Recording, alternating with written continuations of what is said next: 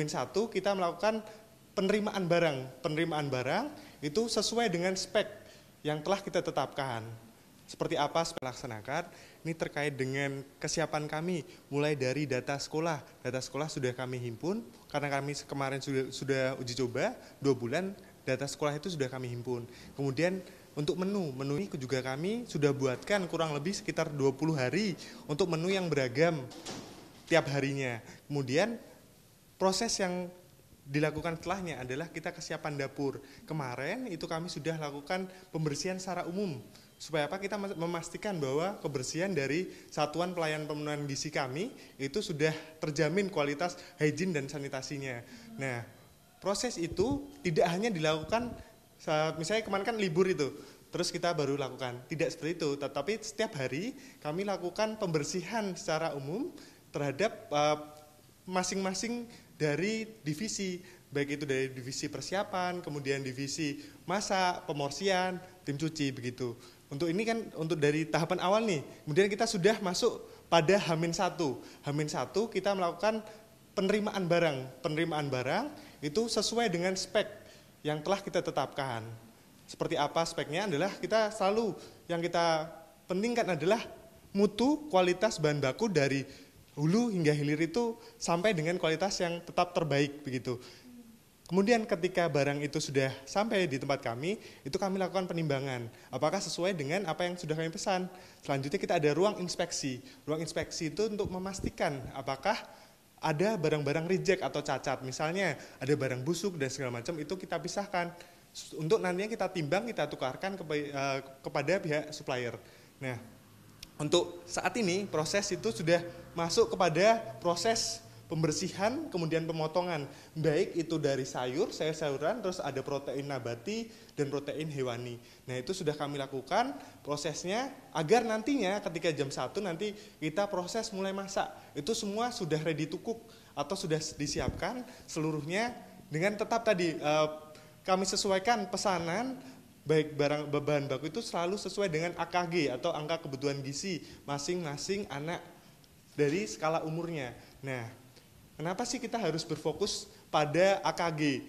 Saat ini kita kan pentingkan adalah gizi yang seimbang atau makanan bergizi ini adalah komponen-komponennya itu yang dibutuhkan oleh anak-anak Indonesia. Karena visi misi dari program ini nantinya untuk menjadikan Indonesia emas dari sumber daya manusianya. Begitu makanya AKG ini menjadi concern juga di kami agar selalu tepat sasaran.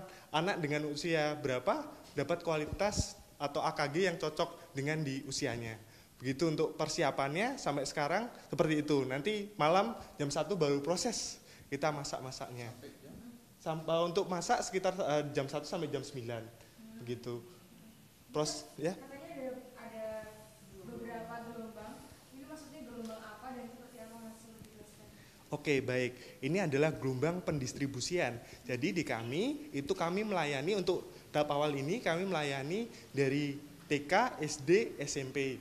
Nah, untuk gelombang awal itu berangkat sekitar kurang lebih jam 6.30 sampai jam 7. Itu untuk anak TK, kemudian sampai dengan SD kelas 1 sampai kelas 3. Nah, itu untuk gelombang pertama.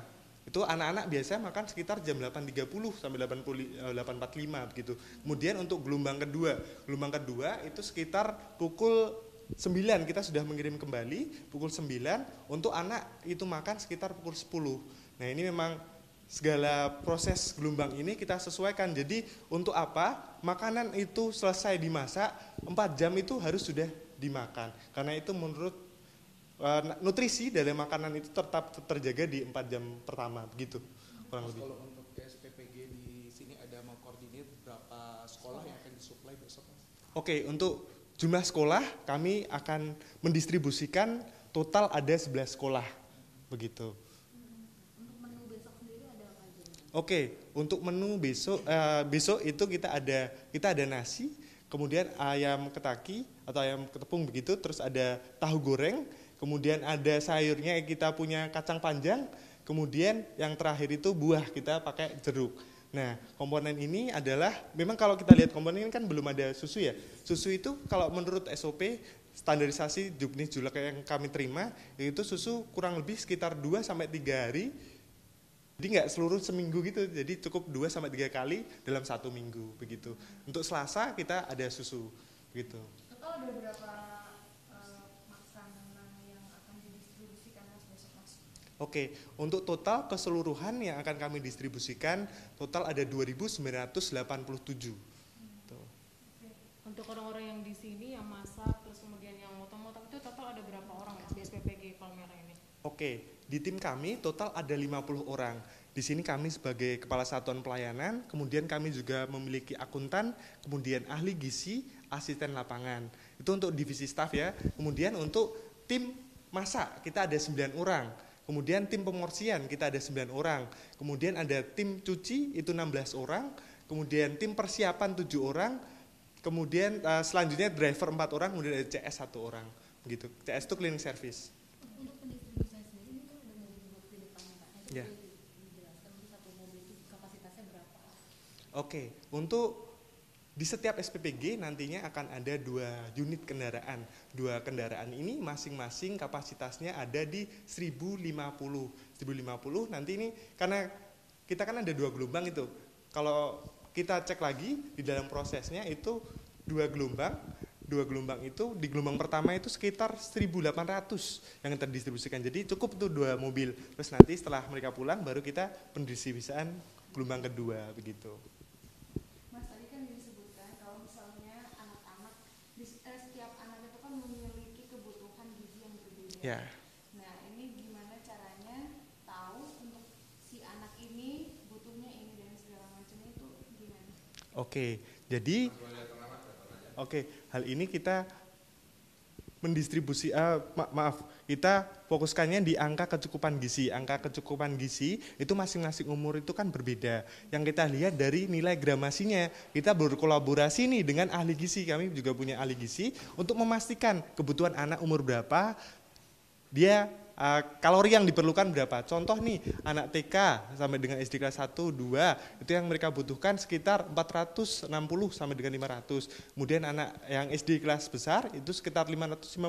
Kemudian anak SMP di angka 600. Nah itu memang sudah yang kami pun dari kepala satuan juga belajar hal gizi. Tetapi kami juga berkolaborasi terus dengan ahli gizi karena memastikan nantinya program ini kan untuk meningkatkan kualitas gizi anak Indonesia. Makanya itu yang menjadi concern kami untuk angka kecukupan gizi masing-masing usia tercukupi.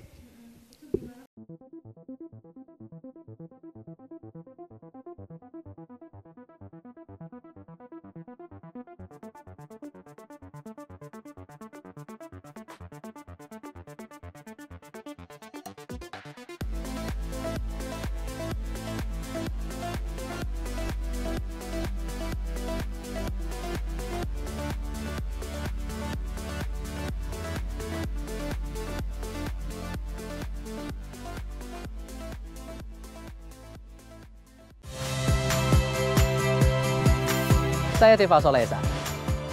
Saksikan program-program Kompas TV melalui siaran digital, pay TV, dan media streaming lainnya.